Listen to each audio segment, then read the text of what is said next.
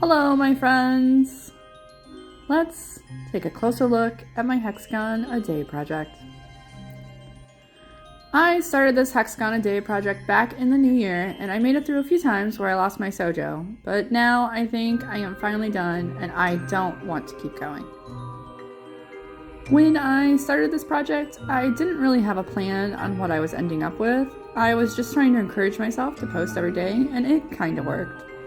And now I have all these hexagons, and I'm not sure what I am doing with all of them.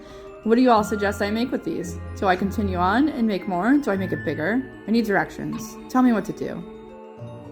I think my only criteria for whatever this project ends up being is that I want it to be color-coded. So pinks with pink and blues with blues. I want that excellent rainbow look. Let me know what you think. What do I do with them? What are your suggestions? I thought maybe like a book cover, but I don't really read hardcover books. I mostly use Libby. I have a few journals and I've already made covers for them.